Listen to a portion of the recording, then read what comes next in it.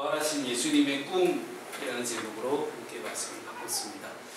부활하신 예수님은 왜 부활하셨을까라는 그런 갑자기 본질적인 궁금증이 생겨난 거예요. 부활하셨을 때 예수님은 어떤 꿈을 품으셨을까?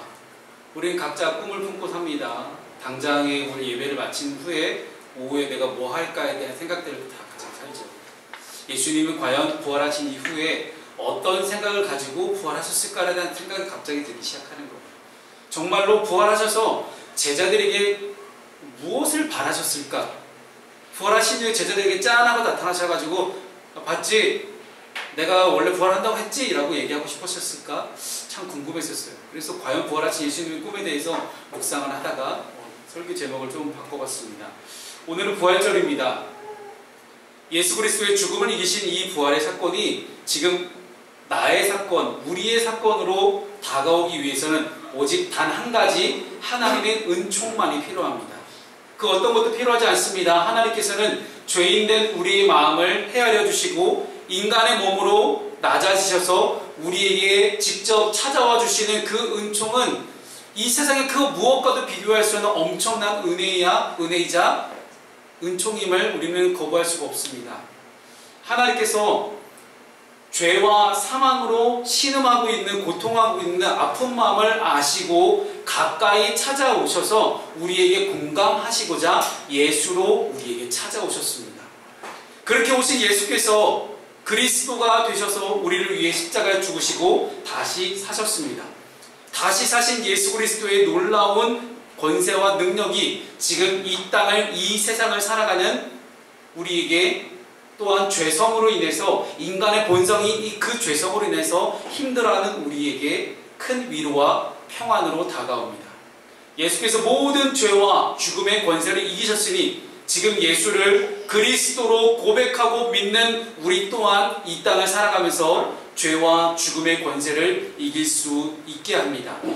이 하나님의 직접 낮아지시는 이 공감함, 마음을 통하는 공감해 주시는 이 하나님의 공감은 우리의 세상을 향한 내 마음과 자세를 다시 한번 돌아보게 합니다. 하나님께서 우리를 살리시기 위해서 낮아지고 섬기기 위해 오셨다는 사실을 우리는 기억하면서 우리 또한 세상을 섬기는 자리로 나아갈 수 있기를 바랍니다. 아프리카에서 널리 쓰이는 말 중에 하나인 반투어 언어 중에 우분투라는 단어가 있습니다. 아마 많이 들어보신 분들이 계실 텐데요. 이 본래 인사말이거든요. 인사말이라는 것 자체가 타인과 교감하고 혹은 공감하기 위해 건네는 말이 인사말입니다. 그래서 저희 교회도 광고를 하기 전에 함께 우리가 4가지의 인사를 함께 하지 않습니까? 반갑습니다, 환영합니다, 사랑합니다, 축복합니다. 함께 당신의 마음에 내 마음이 공감하고 싶습니다라는 그런 뜻이죠. 이 우분투라는 뜻은 우리가 있기에 내가 존재한다라는 뜻입니다. 즉 우분투라는 인사를 건널 때는 당신이 존재하기 때문에 나도 존재합니다라는 그런 정말 아름다운 단어입니다. 즉 공동체의 관점에서 나 자신을 바라볼 수 있는 그런 나의 정체성을 표현해주는 그런 단어가 바로 우분투라는 단어예요. 그래서 리아 디스킨이라는 이 브라질의 인류학자는 아프리카에서 있었던 이 우분투 경험을 짤막하게 소개를 했었습니다. 사탕을 받기 위해 이 인류학자에게 몰려들었던 수많은 아프리카 아이들에게 선을 딱 그어놓고 선착순 달리기를 시켰습니다. 그럴 때는 모든 아이들이 다 같이 한꺼번에 손을 잡고 한꺼번에 뛰어갔다가 뛰어서 돌아왔다는 그런 이야기죠. 그리고 왜 그렇게 너희들은 1등을 하면 모든 걸 다 가질 수 있었는데 왜 손을 잡고 갔니? 라고 물어봤더니 다른 사람이 슬퍼하면 어떻게 우리 중 하나가 행복할 수 있겠습니까? 라는 대답이 돌아왔다고 합니다. 리아 디스키는 그 이야기에 커다란 충격을 받고 그동안 아프리카에 머물면서 많은 것들을 연구했던 그 연구 기간이 아무런 소용이 없었구나.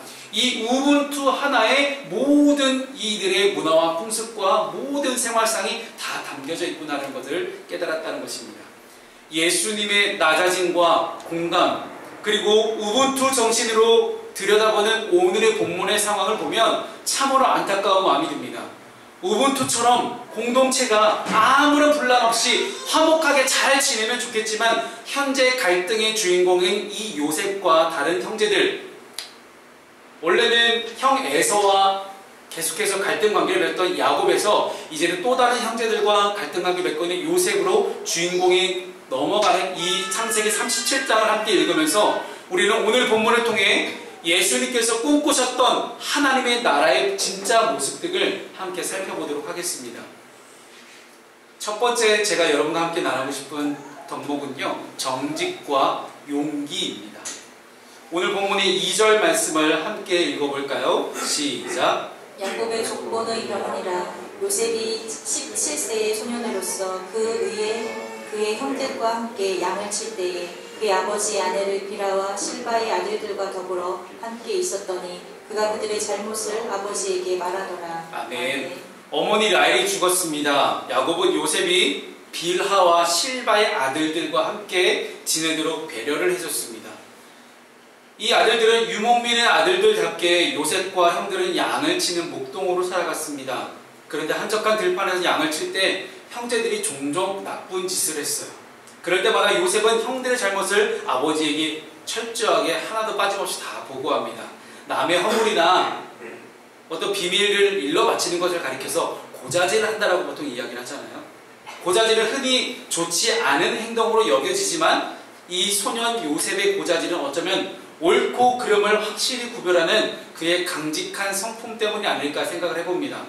어쨌든 평소에도 그는 하나님의 말씀에 철저히 순종했으나 형들은 그렇지 못한 사람들이었고 동생으로서 형들의 잘못을 대놓고 바로 꼬주실 수 없기 때문에 그는 아버지에게 찾아가서 도움을 요청했을지도 모르겠습니다.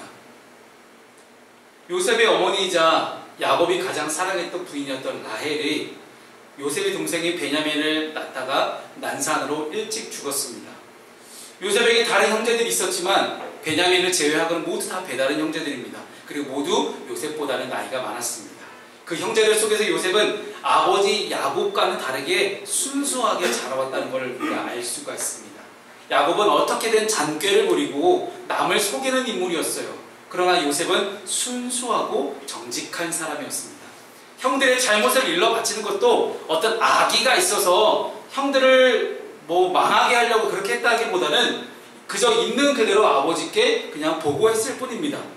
오늘 본문의 요셉은 17살이다라고 기록하고 있고 그 전의 기록은 성경에 나타나지 않아서 17살 이전에 어떤 삶을 살아왔는지는 우리는 알 수는 없습니다. 그러나 오늘 본문을 통해 유추해 볼 수 있는 것은 요셉의 형제들이 그다지 요셉을 좋아하지 않았다라는 거예요.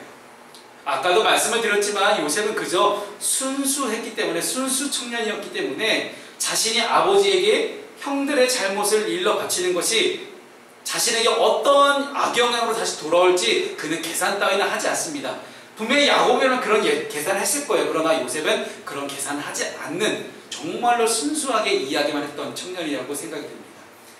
그런데 이런 요셉의 이런 모습이 나중에 형들에게 아무 사심 없이 자신의 꿈을 이야기할 때도 나타납니다. 그러나 형들의 입장에서 보게 되면 요셉은 아주 성가시고 정말로 싫은 존재였을 거예요.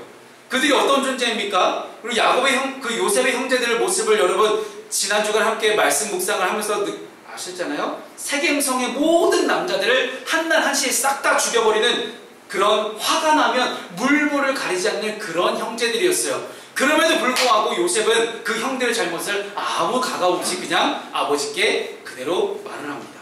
그러나 우리는 여기서 요셉이라는 이 한 청년의 정직과 용기에 대해서 확실히 평가할 수 있어야 합니다.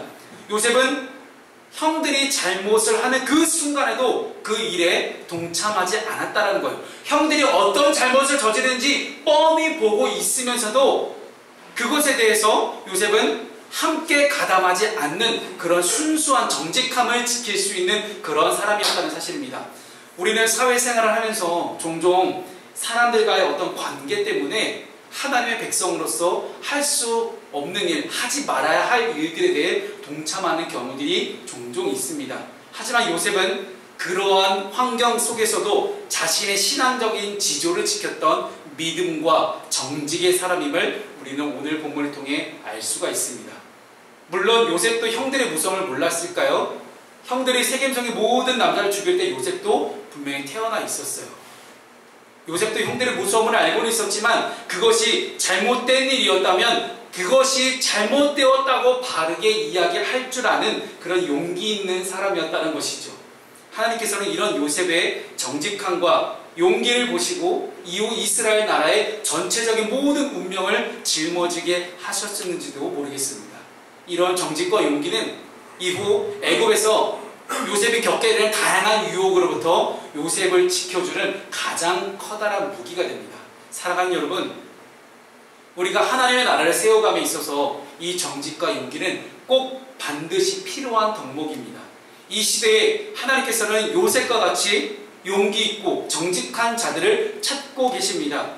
우리의 환경이나 사람들과의 관계보다 먼저 하나님 앞에서의 정직함과 용기를 통한 하나님과의 관계를 먼저 생각하는 저와 여러분 되시기를 주님의 이름으로 축복합니다.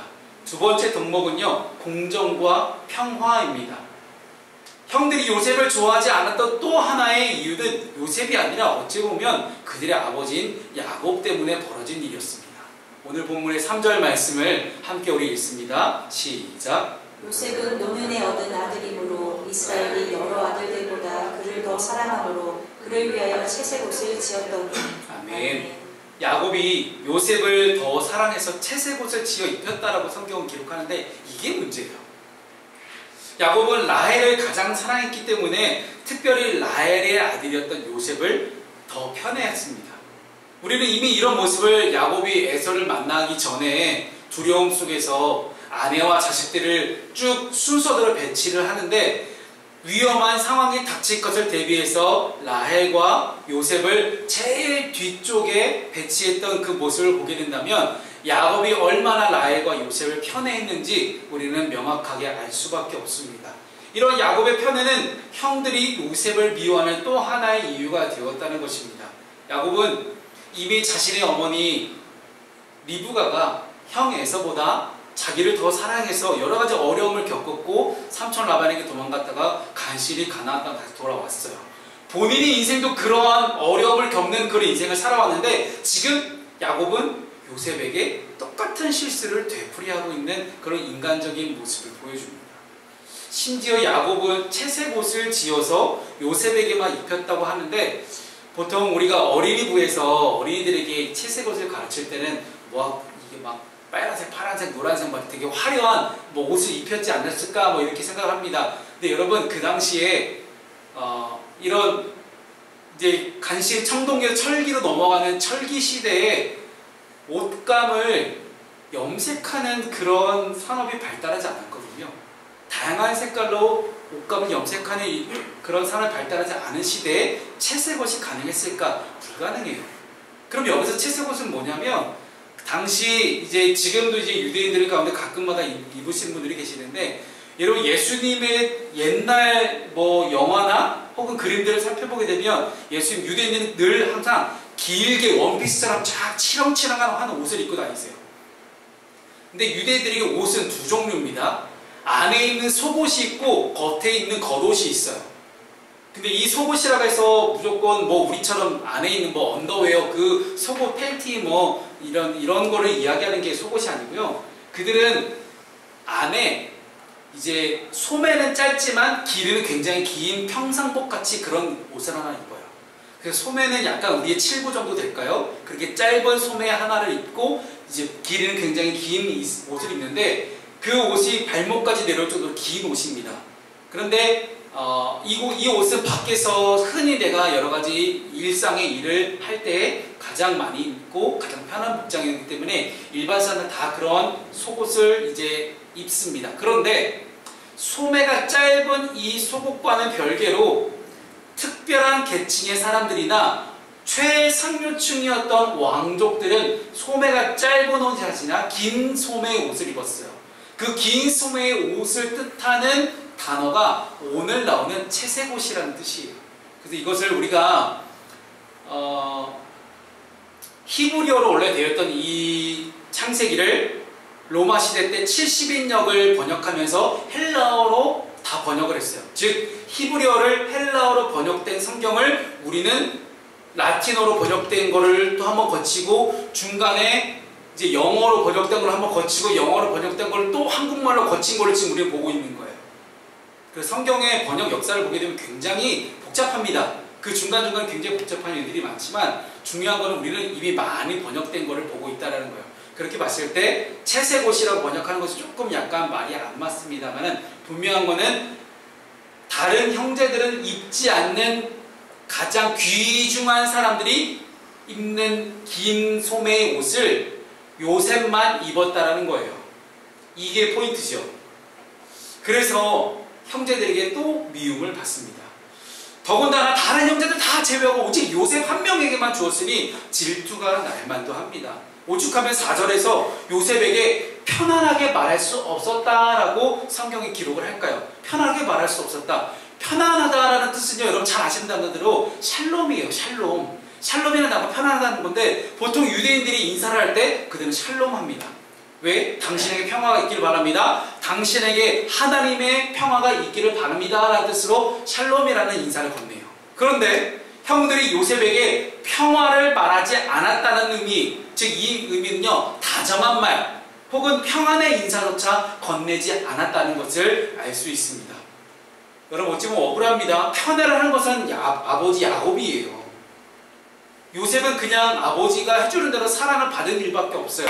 그렇지만 이 일들로 인해서 형들의 불만과 미움은 요셉에게로 향하게 됩니다. 이처럼 지도자의 작은 행동 하나하나가 얼마나 영향이 큰지 우리는 알 수 있습니다. 그래서 지도자는 공정함을 잃지 않아야 합니다. 분명 확실한 이유가 있다 할지라도 부모님의 이 차별 대우는 결국 형제간의 질투를 일으키게 됩니다. 그리고 그 질투는 반드시 불행을 가져오게 되죠. 우리가 예수님께서 부활하신 예수님께서 꿈꾸셨던 하나님의 나라를 함께 바라보면서 예수님의 하나님의 나라는 어떤 나라일까요? 서로 다른 사람들과의 관계 속에서 한쪽만을 편애하는 일이 생긴다면 관계는 깨어질 수밖에 없습니다. 그러면 더더욱 복음을 전하는 일들이 요원하게 됩니다. 사랑하는 여러분, 믿는 사람이든 믿지 않는 사람이든 우리가 함께 살아가는 이 사회 속에서 모든 사람을 공정하게 대우하고 사랑함으로써 모두가 화목하고 평안한 하나님의 나라를 만들 수 있기를 바랍니다. 마지막 세 번째 우리에게 필요한 덕목은요, 지혜와 말씀입니다. 오늘 본문의 5절 말씀을 함께 읽습니다. 시작. 요셉이 꿈을 꾸고 자기 형들에게 말하매 그들이 그를 더욱 미워하였더라. 아멘. 그런데 요셉을 향한 형들의 어떤 미움, 다툼, 시기, 질투를 더 크게 만드는 일이 벌어지게 되는데 아주 불난 집에 기름을 붓고 부채질하는 그런 격입니다.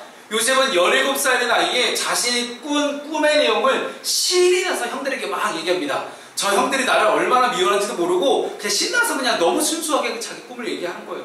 근데 문제는 꿈의 내용들이 요셉이 형들보다 더 우월하다는 그런 메시지를 담고 있었다는 거예요. 이야기를 들은 이 형들은 감히 동생인 주제에 형들을 다스리게 됐냐며 불같이 화를 냅니다.